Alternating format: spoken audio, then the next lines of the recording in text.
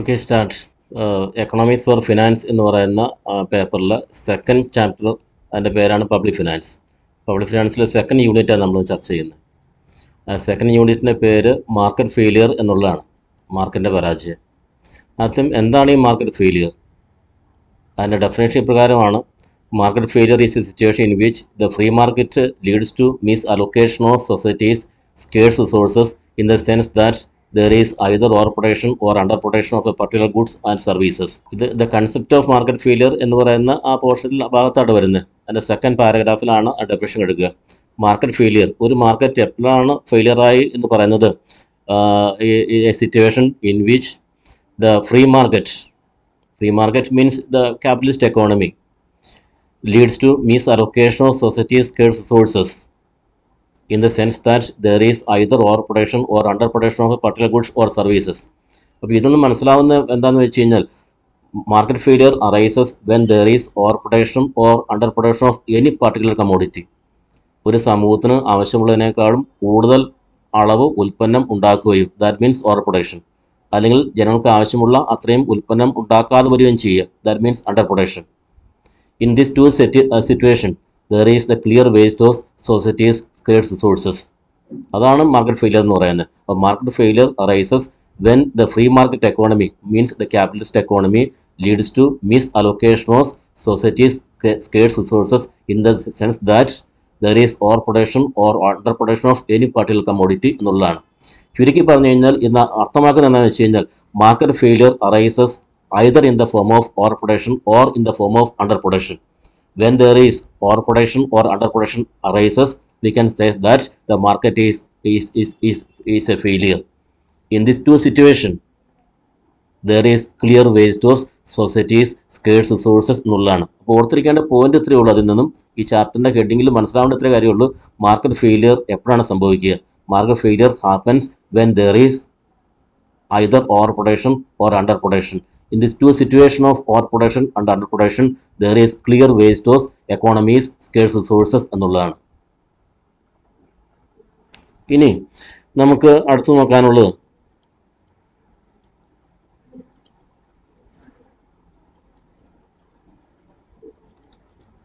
there are two aspects of market failure. We needed to appreciate the fact that there is two aspects of market failure. Market failure എന്നാൽ എന്ത് ഞാൻ പറഞ്ഞു, ഒന്നുകൂടി ആവർത്തിക്കാണ് കുട്ടികളെ. Market failure arises when there is overproduction or underproduction. In these two situations, there is clear waste of society's scarce resources. There are two aspects of market failure: demand side market failure and supply side market failure. Demand side market failure arises when the demand curve of a commodity do not exhibit the full willingness of people to pay for a commodity. ആ sentence പറയുന്നുണ്ട്, demand side market failure arises when the demand curve of a commodity do not cover or do not shows the full willingness of people to pay for a commodity എന്നാണ് പറയുക. സാധാരണ ഇതിൻ്റെ അർത്ഥം എന്താണെന്ന് വെച്ച് കഴിഞ്ഞാൽ, സാധാരണഗതിയിൽ ഒരു ഉൽപ്പന്നത്തിൻ്റെ ഡിമാൻഡ് കർവ് കാണിക്കുന്ന രണ്ട് കാര്യങ്ങളെയാണ്: a particular commodity consumed or demanded and a particular price. ഒരു നിശ്ചിതമായ വിലയ്ക്ക് ഇത്ര യൂണിറ്റ് വാങ്ങി ഉപയോഗിക്കുന്നു എന്നുള്ളതാണ്, അല്ലെങ്കിൽ ഇത്ര രൂപ കൊടുത്ത് ഇത്ര യൂണിറ്റ് വാങ്ങി ഒരു വ്യക്തി ഉപയോഗിക്കുന്നു, വാങ്ങുന്നു എന്നുള്ളതാണ് ഒരു ഡിമാൻഡ് കർവ് പറയുന്നത്. പ്രൈസും ഒരു ക്വാണ്ടിറ്റിയും കാണിക്കും. ഇപ്പോൾ ഡിമാൻഡ് കർവിൽ ഒരു പോയിന്റ് എടുക്കുക, എ എന്ന് പറയുന്ന ഒരു പോയിന്റ് എടുത്തു കഴിഞ്ഞാൽ, ഒരു പോയിന്റ് അതിൻ്റെ ക്വാണ്ടിറ്റി ആക്സിലേക്ക് വരച്ചു കഴിഞ്ഞ് കഴിഞ്ഞാൽ നമുക്ക് ക്യൂ എന്നൊരു അളവ് കിട്ടുന്നു. പ്രൈസ് ആക്സിൽ വയ്ക്കുകയാണെങ്കിൽ ഒരു പി എന്ന് പറയുന്ന വിലയിട്ട് കിട്ടുമെന്ന് വിചാരിക്കാം. അപ്പോൾ ഓ Q quantity of the commodity has been purchased and consumed by the consumer by paying a price P എന്നുള്ളതാണ്. ഇതാണ് സാധാരണ ഡിമാൻഡ് കർവ്.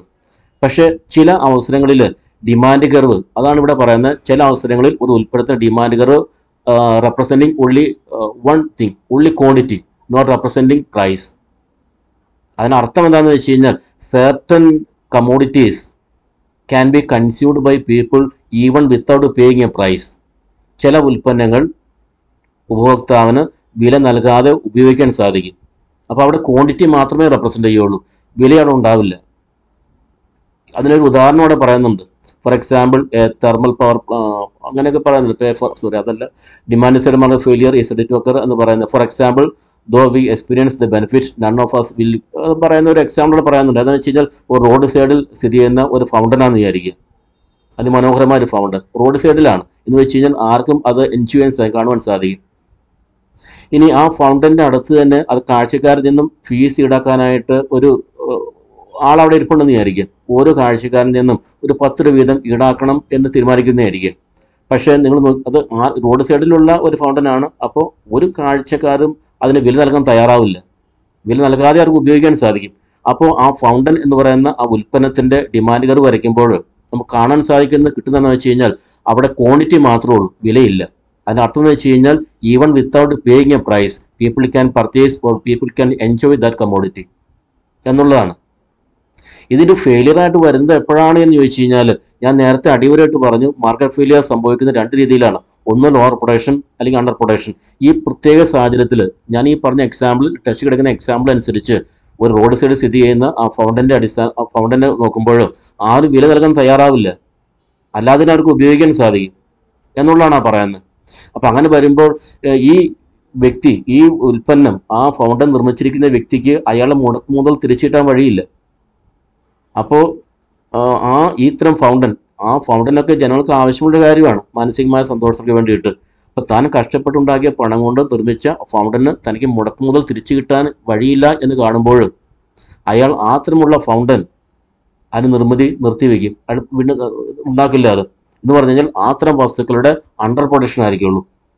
ചുരുക്കി പറഞ്ഞു കഴിഞ്ഞാൽ demand side market failure arises in the form of under production എന്നുള്ളതാണ്. Market failure 2 രൂപത്തിൽ സംഭവിക്കാമല്ലോ. അതിൽ under പ്രൊഡക്ഷനും over പ്രൊഡക്ഷനും ആവാം. A demand side market failure occurs in the form of underproduction. Then supply side market failure. Supply side market failure arises when the supply curve of a commodity do not cover the full cost of production of a commodity. ഒരു ഉൽപ്പന്ന ചെലവ് പൂർണ്ണമായും ഉൾക്കൊള്ളാത്ത ഒരു supply കർവിനെയാണ് supply curve വരുമ്പോഴാണ് അത് supply side market failure. അപ്പോൾ നമ്മളൊരു supply curve വരയ്ക്കേണ്ടതാണ്. അവിടെ ഒരു സപ്ലൈ കർവ് നിങ്ങൾക്ക് അറിയാമെങ്കിൽ ഒരു മനസ്സിൽ ചിന്തിച്ചു പോകുക. ഈ ഡിമാൻഡ് കർവിനെ പോലെ തന്നെ ഒരു സപ്ലൈ കർവ് 2 കാര്യങ്ങൾ റെപ്രസെൻ്റ് ചെയ്യുന്നു. ഒന്ന് പ്രൈസ്, മറ്റൊന്ന് quantity supplied at that price എന്നുള്ളതാണ്. ഒരു നിശ്ചിത വിലയ്ക്ക് ഒരു വ്യക്തി ഉൽപ്പാദിപ്പിച്ച് വിൽപ്പന നടത്താൻ തയ്യാറാവുന്ന ആ വസ്തുവിൻ്റെ അളവിനെയാണ് സപ്ലൈ കർവ് എന്ന് റെപ്രസെൻ്റ് ചെയ്യുന്നത്. ഇനി ഒരു സപ്ലൈ കർവ് എടുത്തു നോക്കുമ്പോൾ 100 യൂണിറ്റ് ഒരു യൂണിറ്റിന് 10 രൂപ വെച്ച് അയാൾ നൽകാൻ സപ്ലൈ ചെയ്യാൻ തയ്യാറായെന്ന് വിചാരിക്കും. അപ്പോൾ 100 യൂണിറ്റിന് ഒരു യൂണിറ്റിന് 10 രൂപ വെച്ച് സപ്ലൈ എന്ന് വെച്ച് കഴിഞ്ഞാൽ 10 രൂപ ഫിക്സ് ചെയ്യാൻ കാരണം 100 യൂണിറ്റ് അയാൾ ഒരു യൂണിറ്റിന് 10 രൂപ വെച്ച് സപ്ലൈ ചെയ്യുന്നു എന്ന് വിചാരിക്കുക. ഈ 10 രൂപ ആയിട്ട് അയാൾ നിശ്ചയിക്കും കാരണം എന്താണെന്ന് വെച്ച് കഴിഞ്ഞാൽ ആ ഉൽപ്പന്നം ഉണ്ടാക്കാൻ വേണ്ടി വരുന്നിരിക്കുന്ന ചിലവ് അതാണ്. അപ്പോൾ സപ്ലൈ കർവ് 2 കാര്യം റെപ്രസെൻ്റ് ചെയ്യുന്ന പറയാം. ഒന്ന് പ്രൈസ്, മറ്റൊന്ന് ക്വാണ്ടിറ്റി. മറ്റു വിധത്തിൽ പറയുകയാണെങ്കിൽ supply curve is representing 2 things. ഒന്ന് a particular quantity supplied and the cost incurred for the production of that commodity. Price തന്നെ പറയുന്ന പോലെ തന്നെയാണ്. ഇനി അപ്പോൾ ഞാൻ പറഞ്ഞു വരുന്ന പോയിന്റ് ഇതാണ്, ഒരു supply curve is representing usual supply curve is representing 2 things, a particular quantity supplied and the cost incurred for its production of that commodity. ഇനി കോസ്റ്റ് എന്ന് പറയുമ്പോൾ നമ്മൾ അല്പം കാര്യങ്ങൾ മനസ്സിലാക്കിയിരിക്കണം. എന്താണെന്ന് വെച്ചാൽ കോസ്റ്റ് എന്ന് പറയുമ്പോൾ ചില കൺസെപ്റ്റുകളുണ്ട് കോസ്റ്റിലേക്ക് വരുമ്പോൾ, അത് മനസ്സിലാക്കിയാൽ നമുക്ക് പറ്റുള്ളത്. ഒന്ന് പ്രൈവറ്റ് കോസ്റ്റ് എന്ന് പറയും, മറ്റൊന്ന് എക്സ്റ്റേണൽ കോസ്റ്റ് എന്ന് പറയും, മറ്റൊന്ന് സോഷ്യൽ കോസ്റ്റ് എന്ന് പറയും. അതൊന്നും ടെസ്റ്റിനകത്ത് ഇവിടെ പറയുന്നില്ല, വേറെ സ്ഥലത്താണ് അതൊക്കെ പറഞ്ഞു പോകുന്നത്. പക്ഷേ ഇപ്പോൾ ഈ സപ്ലൈ സൈഡ് മാർക്കറ്റ് ഫെയിലിയർ മനസ്സിലാവണം എന്നുണ്ടെങ്കിൽ തീർച്ചയായിട്ടും ഈ കോസ്റ്റുകളെ കുറിച്ച് നമുക്കൊരു ഐഡിയ വേണം. ഞാനിപ്പോൾ തന്നെ പറഞ്ഞു പോവാണ്, കോസ്റ്റ് എന്ന് പറയുമ്പോൾ അതിൽ ആദ്യം പ്രൈവറ്റ് കോസ്റ്റ് ഉണ്ട്. കോസ്റ്റ് എന്നാൽ എന്തെന്ന് ചോദിച്ചു കഴിഞ്ഞാൽ നമുക്കൊരു ഐഡിയ നമ്മൾ മനസ്സിലുണ്ട്. ഒരു ഉൽപ്പന്നത്തിൻ്റെ ഉൽപ്പാദനത്തിന് ആവശ്യമായിട്ടുള്ള ഉൽപ്പാദന ഘടകങ്ങൾക്ക് നൽകുന്ന പ്രതിഫലം, the payment made to the use of various factors of production, ലേബറിന് കൊടുക്കുന്ന വേജസ്, ലാൻഡിന് കൊടുക്കുന്ന റെൻറ്റ്, ക്യാപിറ്റലിന് കൊടുക്കുന്ന ഇൻട്രസ്റ്റ്, അതിനോടൊപ്പം തന്നെ റോ മെറ്റീരിയൽസിൻ്റെ price, entrepreneur profit, all such expenses are often referred to as cost എന്ന് പറയും. ഇതിനാണ് പ്രൈവറ്റ് കോസ്റ്റ് എന്ന് പറയുന്നത്. ഇനി ഇതിന് ഇന്റേണൽ കോസ്റ്റ് എന്നും പറയാം കുട്ടികൾ, ഇതിന് ഇന്റേണൽ കോസ്റ്റ് എന്നും പറയാം, കാരണം ഉൽപ്പാദനം മാത്രം ബാധകമായിട്ടുള്ളതാണത്. എന്നാൽ ഇതിന് വേറെ കോസ്റ്റ് എക്സ്റ്റേണൽ കോസ്റ്റ് എന്ന് വെച്ച് കഴിഞ്ഞാൽ ഒരു ഉൽപ്പന്നത്തിനെ നിശ്ചിത യൂണിറ്റ് ഉൽപ്പാദിപ്പിക്കുമ്പോൾ ആ ഉൽപ്പാദകനല്ലാതെ സമൂഹത്തിന് ആകമാനം അനുഭവിക്കേണ്ടതായിട്ട് വരുന്ന ചില ബുദ്ധിമുട്ടുകളുണ്ട്. ഇപ്പോൾ പൊല്യൂഷൻ ഫോർ എക്സാമ്പിൾ, ഒരുപാട് ഡീറ്റെയിലേക്ക് പോകുന്നില്ല. Pollution tax it is an external cost borne by the society as a whole എന്നാണ് പറയുന്നത്. ഞാനിവിടെ പേര് പറഞ്ഞ ഈ പ്രൈവറ്റ് കോസ്റ്റും എക്സ്റ്റേണൽ കോസ്റ്റും, അതായത് ഇന്റേണൽ കോസ്റ്റും എക്സ്റ്റേണൽ കോസ്റ്റും രണ്ടും കൂടി ചേരുമ്പോഴാണ് സോഷ്യൽ കോസ്റ്റ് എന്ന് പറയുന്നത്. ഇനി നിങ്ങൾ നോക്കുക, ഒരു ഉൽപാദകൻ ഉൽപ്പന്നത്തിന് വില നിശ്ചയിക്കുമ്പോൾ, ഒരു നിശ്ചിത അളവ് ഉൽപ്പാദനം ഉൽപ്പാദിപ്പിച്ചിട്ട് അതിന് വില നിശ്ചയിക്കുമ്പോൾ അയാൾ കൺസിഡർ ചെയ്യുന്നത് കോസ്റ്റാണ്. പക്ഷെ അയാൾ കൺസിഡർ ചെയ്യുന്ന ഏത് കോസ്റ്റാണ് എന്നുള്ളതാണ്. പ്രൈവറ്റ് കോസ്റ്റ് മാത്രമേ അയാൾ കണക്കെടുക്കുകയുള്ളൂ, അല്ലെങ്കിൽ ഇന്റേണൽ കോസ്റ്റ് മാത്രമേ കണക്കെടുക്കുന്നുള്ളൂ. ആ നിശ്ചിത അളവ് ഉൽപ്പന്നം ഉണ്ടാക്കിയതിന്റെ ഫലമായിട്ട് സമൂഹത്തിൽ വരുന്ന ആ ബുദ്ധിമുട്ടുകൾ, that means external cost has not been considered by the producer while determining the price എന്നാണ് പറയുന്നത്. ഇപ്പം ഞാൻ ചെറിയൊരു എക്സാമ്പിൾ എടുത്തു കഴിഞ്ഞാൽ, ഈ പ്രൈവറ്റ് കോസ്റ്റ് 80 രൂപയാണെന്ന് വിചാരിക്കും, സോഷ്യൽ കോസ്റ്റ് എക്സ്റ്റേണൽ കോസ്റ്റ് എന്ന് പറഞ്ഞാൽ 20 റുപ്പീസ് ആണെന്ന് വിചാരിക്കുക. അപ്പോൾ 80 + 20, 80 പ്രൈവറ്റ് കോസ്റ്റോടെ ഇന്റേണൽ കോസ്റ്റ്, 20 പൊല്യൂഷൻ ടാക്സ് ഒക്കെയുള്ള ആ എക്സ്റ്റേണൽ കോസ്റ്റ്, രണ്ടും കൂടുമ്പോൾ 100 റുപ്പീസ് എന്ന് പറയും. ഇതാണ് ഈ സോഷ്യൽ കോസ്റ്റ് എന്ന് പറയുമ്പോൾ. ഇവിടെ ഉൽപ്പന്നത്തിന്റെ വില നിശ്ചയിക്കുമ്പോൾ അയാൾ കണക്കെടുക്കുന്നത് ഉള്ളി പ്രൈവറ്റ് കോസ്റ്റ് മാത്രമേ ഉള്ളൂ, അത് 80 രൂപ മാത്രമേ ഉള്ളൂ. അയാൾ സോഷ്യൽ കോസ്റ്റ് അല്ലെങ്കിൽ ഈ പറയുന്ന എക്സ്റ്റേണൽ കോസ്റ്റ് കണക്കെടുക്കാറേ ഇല്ല. അതുകൊണ്ടാണ് ഞാൻ പറഞ്ഞു വരുന്നത്, ഇവിടെ പറയുന്നത് the supply curve of a commodity do not cover the full cost, cover only private cost, not cover external cost എന്ന് പറയുന്നത്. അപ്പോൾ അതിന് ഫലമായിട്ട് എന്തായിരിക്കുള്ളൂ, 80 + 20 = 100. അയാൾ നിശ്ചയിക്കുമ്പോൾ 80 രൂപ മാത്രമേ അയാൾ നിശ്ചയിക്കുകയുള്ളൂ, കണക്കെടുക്കുകയുള്ളൂ. 20 രൂപ അയാൾ കണക്കെടുക്കില്ല. 80 രൂപ വെച്ച് കണക്കാക്കുമ്പോൾ പ്രൈവറ്റ് കോസ്റ്റ് ആണത്, അതിന്റെ വില കുറവായിരിക്കുള്ളൂ. വില കുറവായിരിക്കുമ്പോൾ സ്വാഭാവികമായിട്ടും നല്ല ആവശ്യക്കാരുണ്ടായിരിക്കും, ഒരുപാട് ഉൽപ്പന്നം അയാൾ ഉണ്ടാക്കുകയും ചെയ്യും. എന്നാൽ ഫുൾ കോസ്റ്റ് കണക്കിലെടുക്കുമായിരുന്നെങ്കിൽ, 80ഉം 20ഉം കണക്കിലെടുക്കുമായിരുന്നെങ്കിൽ തലഫലമായി നിർണ്ണയിക്കപ്പെടുന്ന വില ഉയർന്നതിന് 100 രൂപയുടെ നിന്നതിന് ഡിമാൻഡ് കുറവായിരിക്കും, ഉണ്ടാക്കുന്ന ഉൽപ്പന്നത്തിന് ആൾ കുറവായിരിക്കുകയും ചെയ്യും. But that lower quantity is the quantity actually decided by the society, but unfortunately here the producer produces the quantity not demanded by the needed by the society എന്നുള്ളതാണ്. സമൂഹത്തിന് ആവശ്യമുള്ളതിനേക്കാളും കൂടുതൽ അളവാട് ഉൽപ്പാദിപ്പിക്കുകയാണ്. അപ്പോൾ ചുരുക്കി പറഞ്ഞു കഴിഞ്ഞാൽ ഇന്ന് മനസ്സിലാവേണ്ട കാര്യം എന്താണെന്ന് വെച്ച് കഴിഞ്ഞാൽ, ഈ supply side market failure occurs in the form of over production. ഒന്നുകൂടി ആ പോയിന്റ് പറയാം. സപ്ലൈ സൈഡ് മാർക്കറ്റ് ഫെയിലിയർ എപ്പോഴാണ് സംഭവിക്കുക എന്ന് ചോദിച്ചു കഴിഞ്ഞാൽ, ഒരു ഉൽപ്പന്നത്തിന് സപ്ലൈ കർവ് ഫുൾ കോസ്റ്റിനെ റെപ്രസെന്റ് ചെയ്യുന്നില്ല. ഫുൾ കോസ്റ്റ് എന്ന് വെച്ച് കഴിഞ്ഞാൽ പ്രൈവറ്റ് കോസ്റ്റും എക്സ്റ്റേണൽ കോസ്റ്റും ഉൾക്കൊള്ളുന്ന ആ സോഷ്യൽ കോസ്റ്റ് കണക്കെടുക്കുന്നില്ല എന്നാണ് പറയുന്നത്. ഓൺലി പ്രൈവറ്റ് കോസ്റ്റ് മാത്രമേ കണക്കെടുക്കുന്നുള്ളൂ. അത് ചെറുതാണ്. അപ്പോൾ സ്വാഭാവികമായിട്ടും ഉണ്ടാക്കുന്ന ഉൽപ്പന്നത്തിൻ്റെ അളവ് കൂടുതലായിരിക്കും. പക്ഷേ that greater quantity, large quantity is not the quantity actually needed by the society. അത്രയും അളവ് ഉൽപ്പന്നം ഉണ്ടാക്കാൻ വേണ്ട വിഭവങ്ങൾ പാഴാക്കി കളയുന്നു എന്നുള്ളതാണ്. ഓക്കെ, 3 പോയിന്റുകളാണ് നമ്മളിത് മനസ്സിലാക്കാനുള്ളത്. ഒന്ന്, എന്താണ് മാർക്കറ്റ് ഫെയിലിയർ? ഞാൻ പറഞ്ഞു, the free market economy leads to misallocation of society's scarce resources in the sense that there is either over production or under production എന്നുള്ളതാണ്. 2 ആസ്പെക്ട്സ് ഓഫ് മാർക്കറ്റ് ഫെയിലിയർ ചോദിക്കാറുള്ളതാണ് അത്. ഒന്ന്, demand side market failure. Demand side market failure arises in the form of under production. The second one, supply side market failure. Supply side market failure arises in the form of overproduction. Then, why do market fail? Why do markets fail? അടുത്തൊരു topic അതാണ്. എന്തുകൊണ്ട് why the free market economy produces leads to overproduction or underproduction എന്നുള്ളതാണ്. എന്തുകൊണ്ട് ഈ ഓവർപ്രൊഡക്ഷനും അണ്ടർപ്രൊഡക്ഷനും സംഭവിക്കുന്നു? 4 കാരണങ്ങൾ അതിൽ ചൂണ്ടിക്കാണിക്കുന്നുണ്ട്. ഒന്ന് മാർക്കറ്റ് പവർ, മറ്റൊന്ന് എക്സ്റ്റേണാലിറ്റീസ്, മറ്റൊന്ന് പബ്ലിക് ഗുഡ്സ്, മറ്റൊന്ന് ഇൻകംപ്ലീറ്റ് ഇൻഫർമേഷൻ. ഓരോന്നും നമുക്ക് ഓരോ 1 by 1 ആയിട്ട് നോക്കാം. Why do market failure happens? First reason for the occurrence of market failure is the presence of market power. Market പവറിനും വേറെ രൂപത്തിൽ നമുക്ക് പറയാം market power or economic power എന്നൊക്കെ പറയാറുണ്ട്. എക്കണോമിക് പവർ എന്ന് പറയാം, അല്ലെങ്കിൽ മോണോപ്പൊളി പവർ എന്നും പറയാം. ഈ മാർക്കറ്റ് പവർ എന്ന് വെച്ച് കഴിഞ്ഞാൽ the production of a commodity has been concentrated in the hands of a single producer or in the hands of a few producers. ഒരു ഉൽപ്പന്നത്തിന്റെ ഉൽപ്പാദനം ഒരു വ്യക്തിയുടെയോ അല്ലെങ്കിൽ ഏതാനും കുറച്ച് വ്യക്തികളുടെ കൈകളിൽ മാത്രം കേന്ദ്രീകരിക്കപ്പെടുന്ന ഒരവസ്ഥേനെയാണ് നമ്മൾ മാർക്കറ്റ് പവർ എന്ന് പറയാം. മോണോപ്പൊളി പവർ എന്ന് പറഞ്ഞാലും കുഴപ്പമൊന്നുമില്ല. അത് സാധാരണ ഇതിൽ ഒരു സിംഗിൾ പ്രൊഡ്യൂസർ ആയിരിക്കുള്ളൂ, പക്ഷെ വളരെ കുറച്ച് ഉൽപ്പാദകർ മാത്രമുള്ള ഒരു മാർക്കറ്റ് ഫോം ഉണ്ട്. അതിന് നമുക്ക് ഒളിഗോപ്പൊളി എന്ന് പറയാം. പക്ഷേ ഒളിയോപ്പൊളി ആണെങ്കിൽ പോലും അവർ മോണോപ്പൊളി എലമെൻ്റ് അവർ കൊണ്ടുവരും. ഗ്രൂപ്പ് ബിഹേവിയർ ആണ് ഒരു പ്രത്യേകത എന്ന് പറയുന്നത്. അപ്പോൾ ഞാൻ പറഞ്ഞു വരുന്നത് വെച്ച് കഴിഞ്ഞാൽ മോണോപ്പൊളി പവർ അല്ലെങ്കിൽ മാർക്കറ്റ് പവർ, ഒരു ഉൽപ്പന്നത്തിൻ്റെ ഉൽപ്പാദനം ഒരു വ്യക്തിയുടെയോ ഏതാനും കുറച്ച് വ്യക്തികളുടെയോ കയ്യിൽ മാത്രം കേന്ദ്രീകരിക്കുക. ഇതിൻ്റെ ഫലമായിട്ട് സംഭവിക്കുന്നത് എന്താണെന്ന് വെച്ച് കഴിഞ്ഞാൽ ഈ market power creates market failure in 3 ways. 3 രൂപത്തിലാണ്. ഒന്ന്, what about the quantity of outputs, quantity of the commodity produced under monopoly, lower quantity. The first failure, market failure created as a result of market power is the underproduction എന്ന് പറയാം. Commodities are not at all produced to meet the requirements of the people. Underproduction ഒറ്റ വാക്കി പറഞ്ഞു കഴിഞ്ഞാൽ.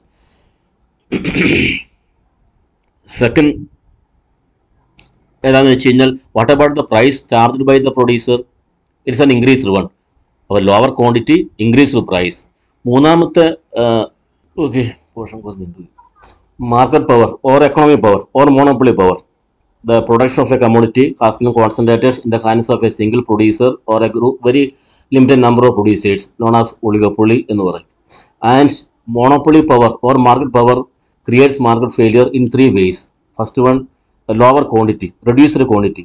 Second one, increased price. Then third one, the non-existence of market for certain commodities, known as missing market എന്ന് പറയും.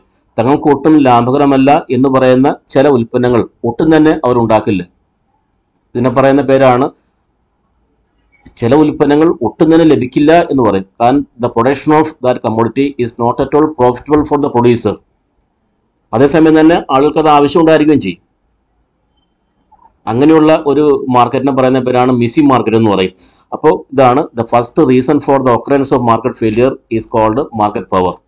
And market power or monopoly power creates market failure in 3 ways. Reduced quantity, increased price, and missing markets, means the non-existence of market for certain commodity.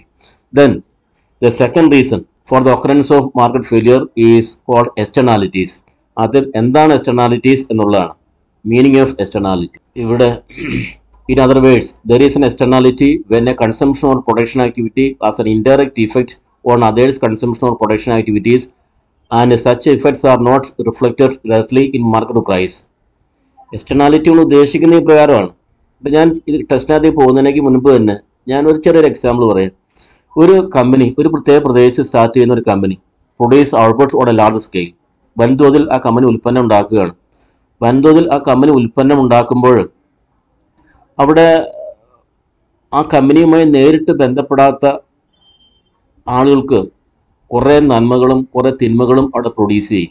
ഉദാഹരണമായിട്ട് പറയുകയാണെങ്കിൽ ആ company അവിടെ develop ചെയ്യുമ്പോൾ സ്വാഭാവികമായിട്ടും കമ്പനിയിലേക്ക് വാഹനങ്ങൾക്ക് പോകാനും ആൾക്ക് പോകാനും വരുവാനും ഒക്കെ നല്ല റോഡ് സൗകര്യങ്ങൾ, ഗതാഗത സൗകര്യങ്ങൾ അവിടെ ഡെവലപ്പ് ചെയ്യും.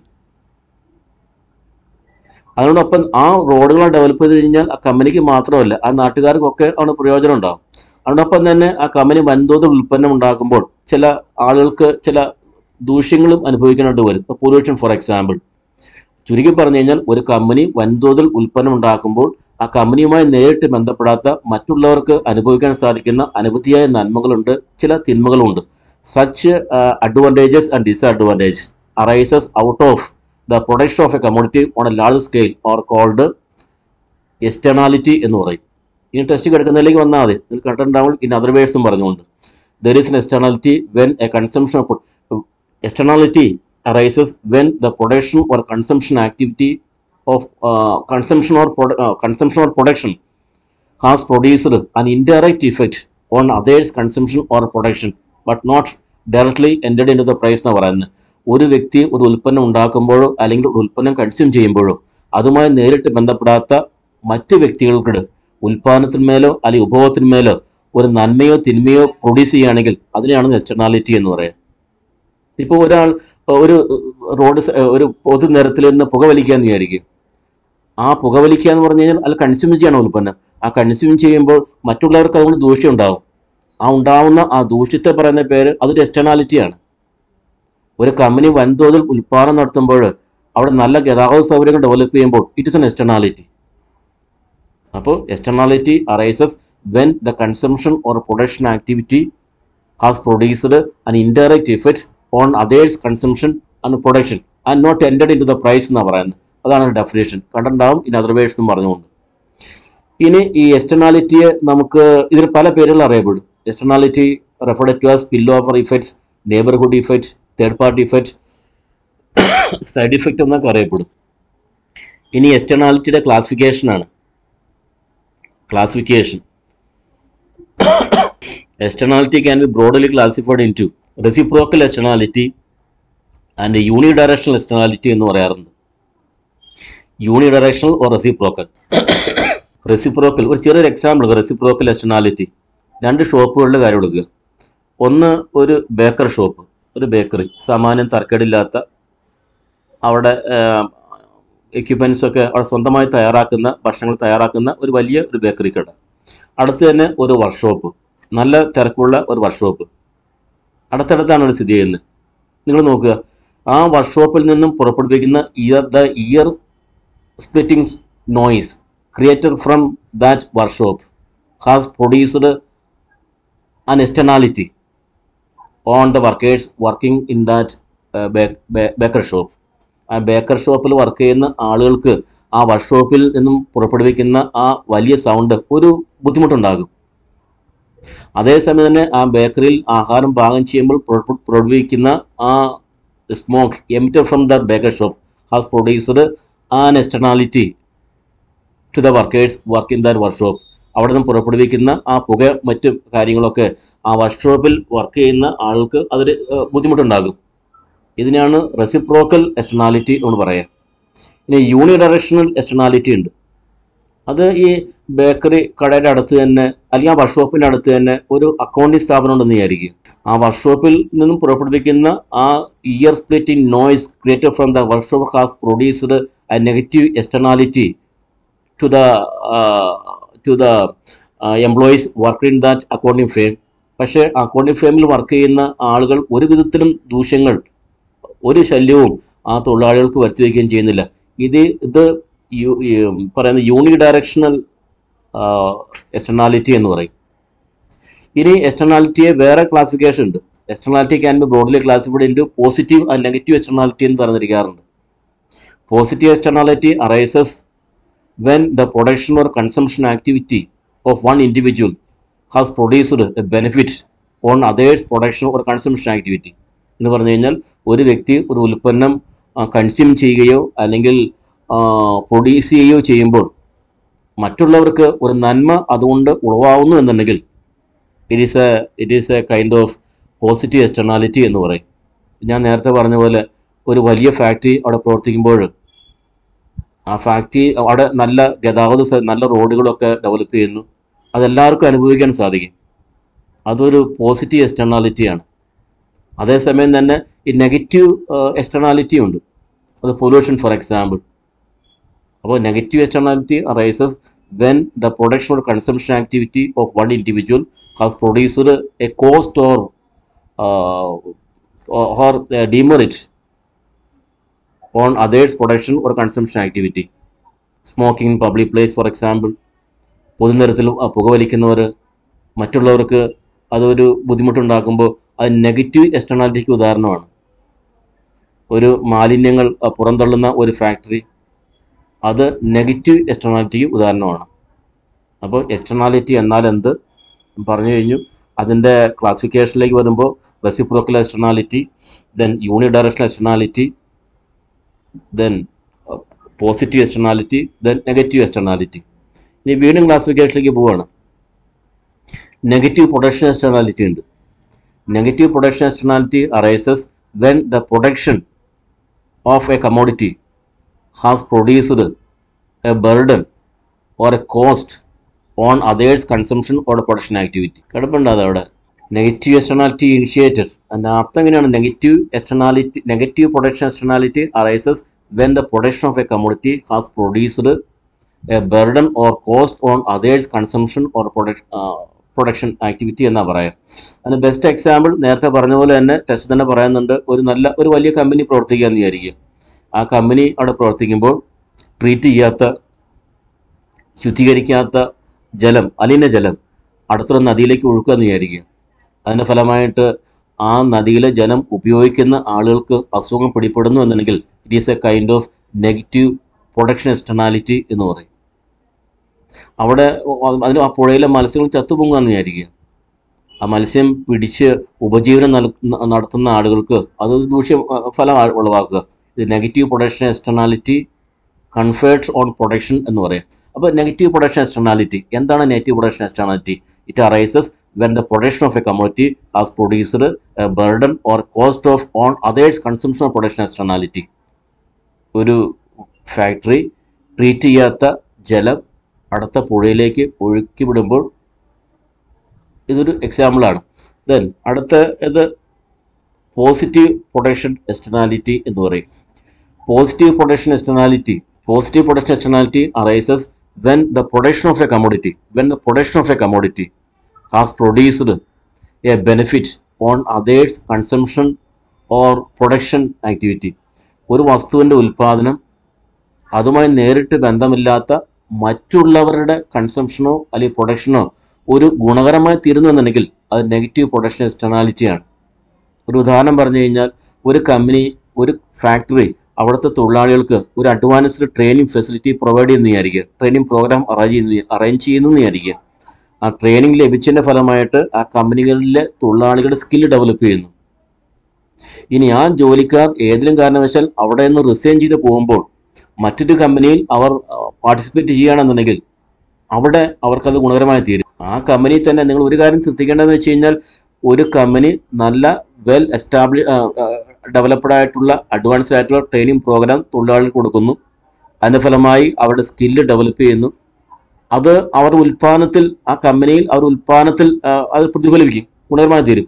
ഇതിന് നമ്മൾ പറയുന്നത് ആ കമ്പനിക്ക് തന്നെ കിട്ടുന്ന പ്രയോജനങ്ങൾ അതിന് എക്സ്റ്റേണാലിറ്റി അല്ല, അതിന് ഇന്റേണാലിറ്റി എന്ന് പറയാം. ആ കമ്പനി നൽകിയ ഈ ട്രെയിനിങ്ങിന്റെ ഫലമായി മറ്റേതെങ്കിലും കമ്പനികൾക്ക് അത് പ്രയോജനകരമായി തീരുന്നുണ്ടെങ്കിൽ എങ്ങനെയെന്ന് വെച്ച് കഴിഞ്ഞാൽ ഈ തൊഴിലാളികൾ അവിടെ നിന്ന് പുറത്തുപോയി മറ്റു സ്ഥലത്ത് പണിയെടുക്കുമ്പോൾ നേരത്തെ കിട്ടിയ ആ ട്രെയിനിങ് ഫെസിലിറ്റി അവർക്ക് അഡ്വാൻറ്റേജ് ആയി തീരും. ഇത് പോസിറ്റീവ് പ്രൊഡക്ഷൻ എക്സ്റ്റേണാലിറ്റി എന്ന് പറയുന്നത്. ഇനി അടുത്തത് നോക്കുന്നത് എന്ന് വെച്ച് കഴിഞ്ഞാൽ നെഗറ്റീവ് കൺസംഷൻ എക്സ്റ്റേണാലിറ്റി എന്ന് പറയും. എന്താണ് നെഗറ്റീവ് കൺസംഷൻ എക്സ്റ്റേണാലിറ്റി എന്ന് വെച്ച് കഴിഞ്ഞാൽ it arises when the consumption of A commodity has produced A burden or cost on others production or consumption activity. ഒരു ഉൽപ്പന്നം ഉപയോഗിക്കുന്ന സമയത്ത് അത് മറ്റുള്ളവരുടെ പ്രൊഡക്ഷനിലോ അല്ല കൺസംഷനിലോ ദോഷകരമായി തീരുന്നെന്ന് വിചാരിക്കുക. Best example is smoking in public place is a best example for negative consumption externality എന്നുള്ളതാണ്. പോസിറ്റീവ് കൺസംഷൻ എക്സ്റ്റേണാലിറ്റി എന്ന് പറയും. Positive consumption externality arises when the consumption of a commodity has produced a benefit on others consumption or production activity. ഒരു ഉൽപ്പന്നത്തിൻ്റെ ഉപഭോഗം മറ്റുള്ളവരുടെ ഉൽപ്പാദനത്തിന്മേൽ അല്ലെങ്കിൽ ഉപഭോഗത്തിന്മേൽ ഒരു നന്മ ഉളവാക്കുന്നു എന്നുണ്ടെങ്കിൽ അത് പോസിറ്റീവ് കൺസംഷൻ എക്സ്റ്റേണാലിറ്റിയാണ്. Wearing in seat belt or mask ധരിക്കുക എന്ന് പറയുന്നത്. ഈ കാലഘട്ടത്തിൽ മാസ്ക് ധരിക്കുക എന്ന് പറഞ്ഞു കഴിഞ്ഞാൽ ഒരു മാസ്ക് ധരിക്കുക എന്ന് ഞാൻ കൺസ്യൂം ചെയ്യുകയാണ്. ആ മാസ്ക് ധരിക്കുക വഴി ആ ധരിക്കുന്ന വ്യക്തിക്ക് മാത്രമല്ല അത് ഗുണകരമായി തീരുന്നത്, തന്നിൽ കൂടി മറ്റുള്ളവരിലേക്ക് അത് പകരാതിരിക്കാനും കൂടി അത് ഗുണകരമായി തീരും. മറ്റു സമൂഹത്തിനും കൂടി ആകെ അത് ബെനിഫിഷ്യലാണ്. Wearing of mask is a best example for positive consumption externality എന്ന് പറയും. വേറൊരു എക്സാമ്പിളും കൂടി ടെസ്റ്റ് പറയുന്നുണ്ട്.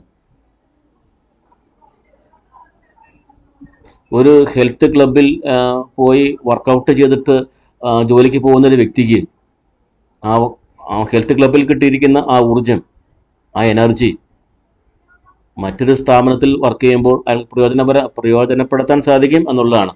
ഇതൊക്കെ പോസിറ്റീവ് കൺസംഷൻ എക്സ്റ്റേണാലിറ്റി ഉദാഹരണങ്ങളാണ്. അപ്പോൾ ഞാൻ പറഞ്ഞ എന്താണ് എക്സ്റ്റേണാലിറ്റി എന്നുള്ളത്? ഒരു സാധനം ഉൽപ്പാദിപ്പിക്കുമ്പോഴോ അല്ലെങ്കിൽ കൺസ്യൂം ചെയ്യുമ്പോഴോ അതുമായി നേരിട്ട് ബന്ധപ്പെടാത്ത മറ്റുള്ളവർക്ക് ചില indirect effect either positive or negative has produced such a positive or negative effect created as a result of the consumption of production activity is called externality. അതിൻ്റെ ക്ലാസിഫിക്കേഷൻ ഞാൻ പറഞ്ഞു കഴിഞ്ഞു. ഇപ്രകാരമായിരുന്നു. റെസിപ്രോക്കൽ ആകുമ്പോൾ അങ്ങോട്ടും ഇങ്ങോട്ടും ഉണ്ട്. യൂണി ഡയറക്ഷനും ആകുമ്പോൾ ഒരു സൈഡിലേക്ക് മാത്രമേ ഉള്ളൂ. പിന്നെ പോസിറ്റീവ് ഉണ്ട്, നന്മകളാണ്. നെഗറ്റീവ് ഉണ്ട്, അത് തിന്മകളാണ്. പിന്നെ നെഗറ്റീവ് പ്രൊഡക്ഷൻ എക്സ്റ്റേണാലിറ്റി ഉണ്ട്, പോസിറ്റീവ് പ്രൊഡക്ഷൻ എക്സ്റ്റേണാലിറ്റി ഉണ്ട്, നെഗറ്റീവ് കൺസംഷൻ എക്സ്റ്റേണാലിറ്റി ഉണ്ട്, പോസിറ്റീവ് കൺസംഷൻ എക്സ്റ്റേണാലിറ്റി ഉണ്ട്.